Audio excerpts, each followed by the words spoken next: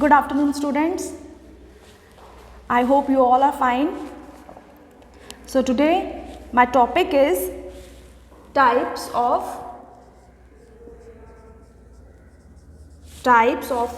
woven Kashmir shawls. Types of woven Kashmir shawls. Yesterday मैंने आपको समझाया था कि एम्ब्रॉयडरीज क्या हैं और एम्ब्रॉयडरीज को कैसे करा जाता है. थोड़ा सा रिकैप्चुलेट कर लेते हैं. एम्ब्रॉयडरीज हमारी हैंड एम्ब्रॉयडरीज होती हैं और मशीन एम्ब्रॉयडरीज होती हैं. तो जो ओल्ड एशियन फैशन था वो क्या था, हमारा हैंड एम्ब्रॉयडरीज थी. उसके बाद धीरे धीरे आजकल की डेट में क्या है, हैंड एम्ब्रॉयडरीज के साथ साथ चल ही रही हैं, लेकिन ऑन द अदर हैंड अब मशीन एम्ब्रॉयडरीज भी बहुत ज़्यादा इम्प्रेसिव हैं. सो पश्मीना शॉल्स, जैसे कि आपने पढ़ा है पश्मीना शॉल क्या है, ये हमारी कश्मीर रीजन से बिलोंग करता है. So pashmina shawls the majority of the woollen fabrics of Kashmir, specially the superior quality shawls are the pashmina और पाशम. जितना भी हमारा वूलन फैब्रिक है कश्मीर का, उसके ऊपर स्पेशली एक सुपीरियर क्वालिटी का जो शॉल है उसको पश्मीना कहा जाता है. ये पश्मीना बहुत ही कॉस्टली शॉल्स होते हैं. They were made from the wool of the capra hircus. ये जो बहुत ही महंगी वाली जो वूल रहती है जिसको बोलते हैं कैप्रा हर्कस, ये वहाँ उसके धागे से ये बनाया जाता है. The Species of the wild Asian mountains goat found in the regions of Tibet and Ladakh. और ये उन पहाड़ियों पर ये जो गोट है, ये जो भेड़ हैं, ये भेड़ हमें तिब्बत और लद्दाख के ऊंचे पहाड़ियों पर मिलती हैं और उनके बालों से इसको बनाया जाता है पश्मीना शॉल को. Pashmina is a warm, soft and durable material. Pashmina एक बहुत ही गर्माहट देने वाला, सॉफ्ट और एक ऐसा कपड़ा है जो बहुत देर तक चलता है, जल्दी खराब नहीं होता. The making of pashmina entails many different steps, each worked by a skilled craftsman. अब पश्मीना शॉल को बनाने के लिए बहुत सारे स्टेप्स हैं और इसको वही काम कर सकता है जिसको इसके बारे में अच्छे से नॉलेज हो बनाने की. The material for pashmina is collected during spring when snow melts and the remote mountains reaches become accessible. इसको बनाने का जो तरीका रहता है और जो सही समय रहता है वो रहता है स्प्रिंग का. जब स्प्रिंग में स्नो, हमारी जो बर्फ़ है, पिघलनी शुरू हो जाती है तो उस टाइम पर ये जो माउंटेन्स हैं ये क्लियर होने शुरू हो जाते हैं. The yarn is spun at home by women working on a spinning wheel. Spinning wheel means खड्डियाँ जहाँ पर काम किया जाता है. स्पिनिंग व्हील्स के ऊपर औरतें जो हैं वो घरों में बैठकर इनको स्पन करती हैं. The yarn is spun at home by women working on a spinning wheel prior to spinning. और इसमें क्या किया जाता है, स्पिनिंग को प्रायर किया जाता है, महत्व दिया जाता है. The raw material is treated by stretching and cleaning it to remove dirt and soaked for a few days in a mixture of rice and water to make it softer. अब इसमें spinning करने से पहले वो जो raw material है हमारे पास उसको अच्छे से स्ट्रेच किया जाता है, छांटा जाता है, उसको क्लीन किया जाता है, साफ़ किया जाता है और उसके अंदर से जितनी भी गंदगी है उसको ख़त्म करने के लिए एक चावलों के पानी में कुछ देर के लिए, कुछ घंटों के लिए या कुछ दिनों के लिए, कुछ दिनों की बात करेंगे यहाँ पर, कुछ दिनों के लिए उसको डिप कर दिया जाता है पानी के अंदर, चावलों वाले पानी में डिप कर दिया जाता है. The spun yarn is sorted on the basis of colour and fineness. अब ये जो स्पन यार्न है उसके अंदर कलर के अंदर और उसका कलर सही तरीके से आ जाए उसके लिए उसको सोक किया जाता है. Finally spun yarn is used as warp and thick yarn is used as the weft. उसके बाद जो धागा हमने बनाना है उसको हमने वाप और वेफ्ट में कंट्रीब्यूट कर देना है. Different kinds of embroidery patterns are worked over pashmina shawls. Pashmina shawl के ऊपर अलग अलग तरीके से कढ़ाई करने का जो पैटर्न है वो बनाया जाता है. Paisleys, flowers, geometrical designs, abstracts used etc. are used as design. Pashmina के ऊपर पेस्लेज, फ्लावर्स, ज्योमेट्रिकल पैटर्न्स, ऐसे अलग अलग तरीके से इसके ऊपर डिज़ाइंस को इन्हांस किया जाता है एम्ब्रॉयडरी करके. The colour combinations vary from bright to subtle. इसमें बहुत ज़्यादा डार्क कलर्स के साथ एक लाइट कलर का कॉम्बो चलता है, कॉम्बिनेशन चलता है. The embroidery is very fine and threads are joined by twisting them together rather than tying them in knots. इसकी जो एम्ब्रॉयडरी है बहुत ही फाइन रहती है और इसके जो धागे हैं उनको एक दूसरे के साथ नॉट के साथ बांध दिया जाता है, टाई कर दिया जाता है. Plain pashmina covered with elaborate needle work is called amli shawl. और जिस प्लेन पश्मीना के ऊपर अगर जिसको नीडल वर्क के साथ काम कर दिया जाए उसको बोला जाता है अमली शॉल. आगे द नेक्स्ट इज, अब इसकी टाइप्स हैं तो सबसे पहले नंबर 1 दो शाला. द सेकेंड इज दो रुखा.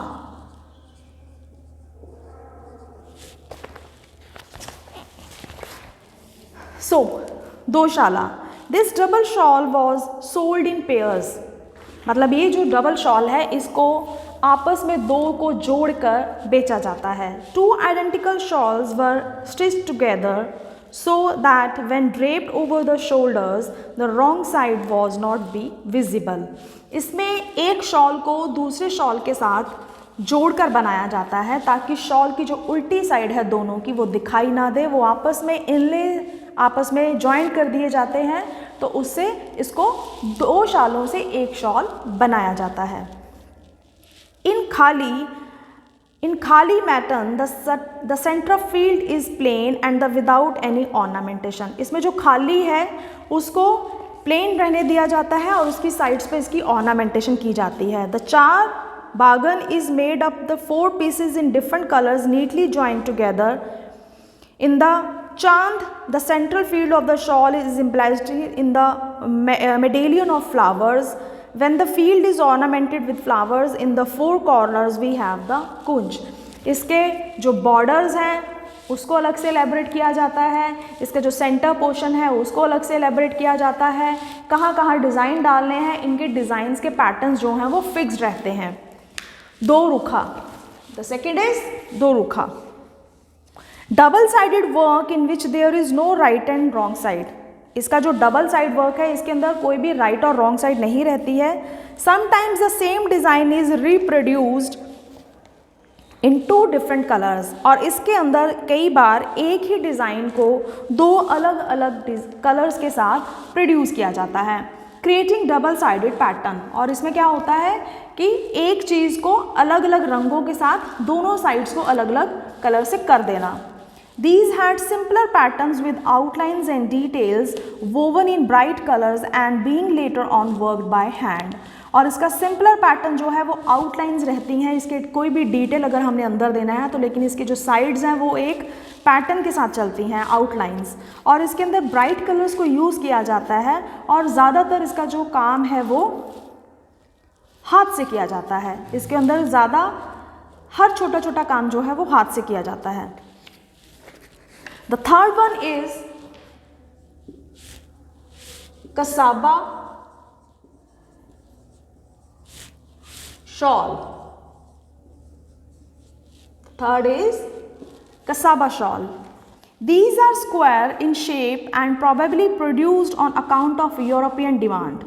ये जो शॉल है ज़्यादातर इनकी जो शेप है वो हमेशा स्क्वायर में रहती है और जब यूरोपियन की बहुत ज़्यादा डिमांड थी तो उनकी डिमांड पर ऐसे शॉल की प्रोडक्शन स्टार्ट हुई थी. And as where the half shawls which were woven and embroidered that the design shawls on both of the side visible surfaces.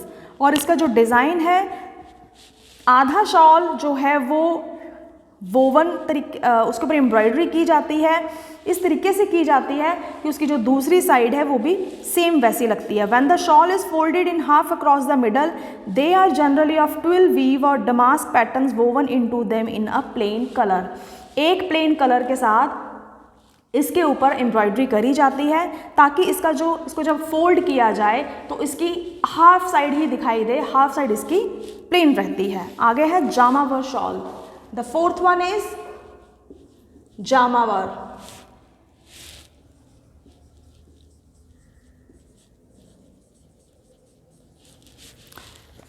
Woven wholly of wool or with some cotton mixed, but the floral design and brocaded parts are generally in silk or pashmina wool।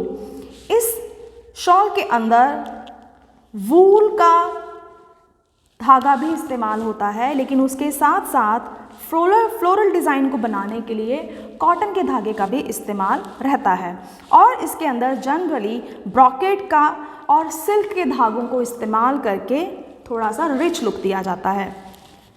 In this case the threads of the warp and weft are dyed before weaving. और इस case के अंदर जो धागे हैं warp और weft के, उनको वीविंग करने से पहले रंगा जाता है, डाई किया जाता है। The peculiar charm of this famous shawl is derived from the symphony of colors schemes depicted architectural and mythological figures interwoven with landscape designs।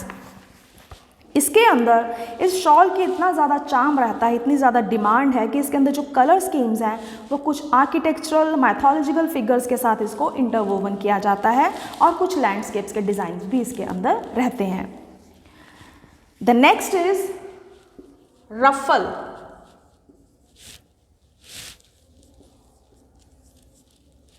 The next is ruffle. These shawls were made of 100% pure wool woven in Kashmir। इस शॉल के अंदर 100% wool का इस्तेमाल किया जाता है, no cotton, no brocade, no silk. These are priced in the lower range and available in many colors and embroidery patterns। ये शॉल इतने सस्ते होते हैं कि आपको कहीं भी ये लो रेंज में मिल जाते हैं, और इसके अंदर एम्ब्रॉयडरी के पैटर्न्स भी बहुत सारे रहते हैं, बहुत सारे कलर्स में ये इसकी अवेलेबिलिटी रहती है। They are used as everyday articles of clothing in the winter. Winter में ये एक डेली वेयर आर्टिकल है जिसको हर कोई अवेल करके पहन लेता है। आगे है the next is shahtoosh.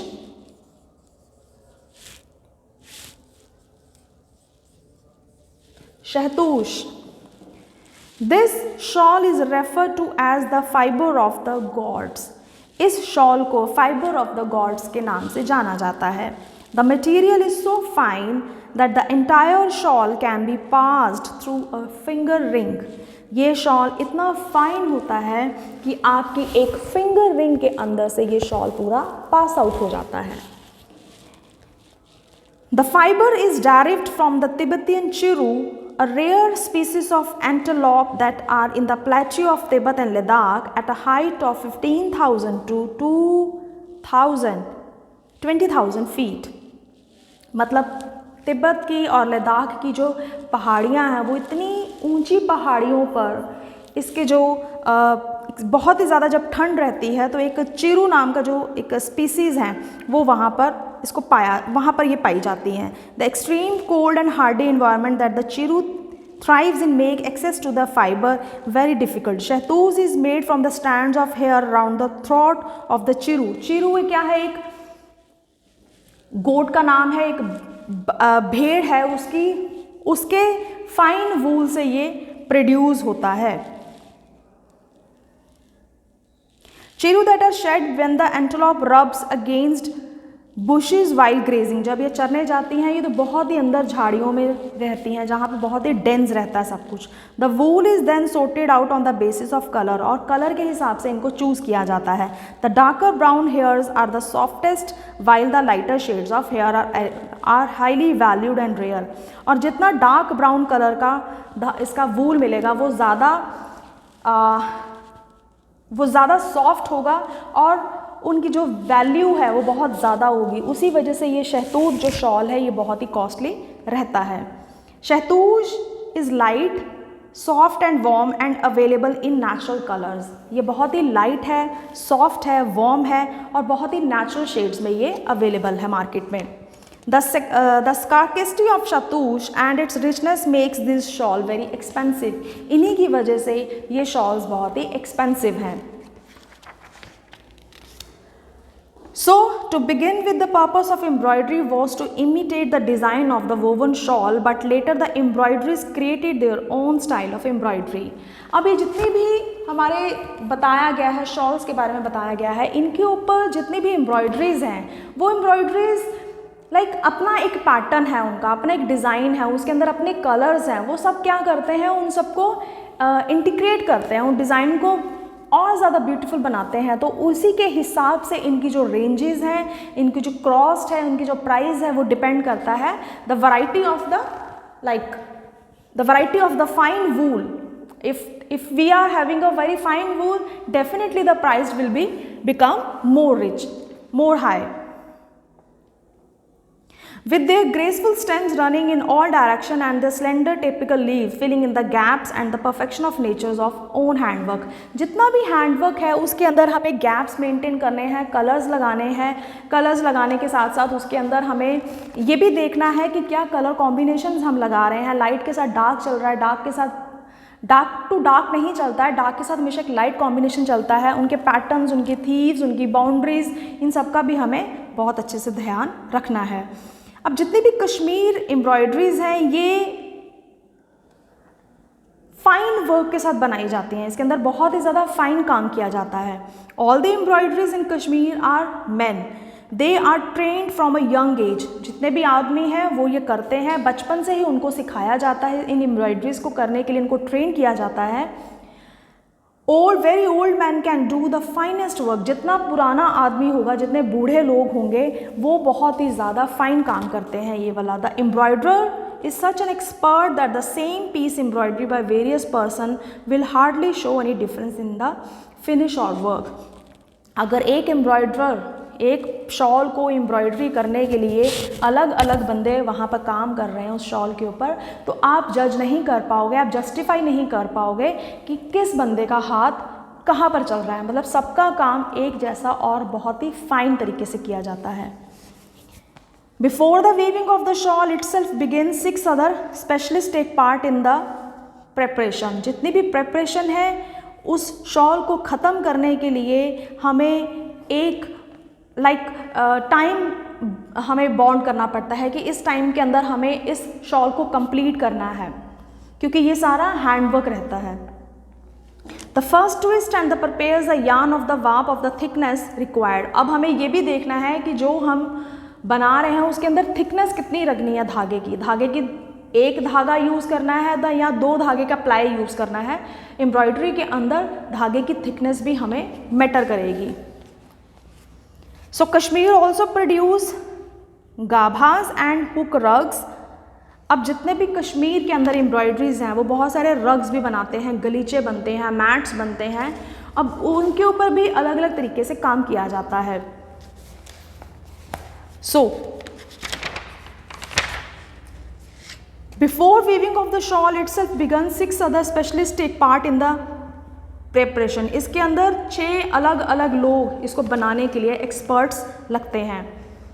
The first twist and prepare the yarn of the warp of the thickness required. The warp is stretched by the warp dresser and the yarn passed through the heddles to the loom by the warp threader. The naqsh or pattern is most important and highly paid of the 6 specialist craftsmen. अब इसके अंदर काम करने के लिए जो craftsman है उनको बहुत ज़्यादा पे करना पड़ता है, बिकॉज उनका काम ही बहुत ज़्यादा जेन्युइनली हार्ड वर्क रहता है. So he prepares a design and many sometimes colour them himself. और कई बार उन लोगों को खुद ही डिज़ाइंस और जो कलर्स हैं वो चूज़ करने पड़ते हैं. But generally this part of the work is that of the colour caller और तारा गुरु. जो भी होता है उसको कलर कॉलर कहा जाता है, जो कलर चूज़ करता है. So he calls out the different colors from the bottom upwards, denoting the number of warp threads across with each other has to spread. कहाँ कहाँ कितने धागे लगाने हैं, क्या काम होगा, वो सब जो है वो जो कलर कॉलर है वो बताता है. The तालीम गुरु, the pattern master notes these instructions down in a kind of shorthand. एक shorthand तरीके से अपनी ही एक लैंग्वेज के अंदर जो तालीम गुरु हैं वो लिखते हैं कि कितना पैटर्न बनेगा, इसके अंदर क्या इंस्ट्रक्शंस रहेंगी, वो सारा कुछ लिख के बताया जाता है। That the weavers can translate, understand and follow, और उनको इस तरीके से समझाया जाता है, इंस्ट्रक्शंस दी जाती हैं ताकि वो उसको ट्रांसलेट कर पाएँ, समझ पाएँ और उस पैटर्न को फॉलो कर पाएँ। These specialists prepare the warp for the main part of the shawl as above, while a separate group similarly makes ready the warp for the narrow border. जितना भी हमने बॉर्डर बनाना है उस वार्प के धागों को सिमुलेट किया जाता है और उनको अलग अलग सेपरेट करके उनको ग्रुप्स में बांट दिया जाता है ताकि वो जो काम है जेन्युइनली एक्यूरेट हो पाए, उसके अंदर कोई भी सोर्टिंग्स ना करनी पड़े हमें। सो आज के लिए इतना ही काफ़ी है। Thank you so much. Channel को सब्सक्राइब और लाइक करना मत भूलें। अपने कमेंट बॉक्स में हमारे ज़रूर शेयर करिए अपनी क्वेरीज और अपने सजेशंस को, और PDF फाइल पे आपको नोट्स मिल जाएंगे, PDF फाइल बना के आपको नोट्स दे दिए जाएंगे। कोई भी क्वेरीज हैं तो please you can ask. Thank you so much. Have a good day. Stay safe, stay home.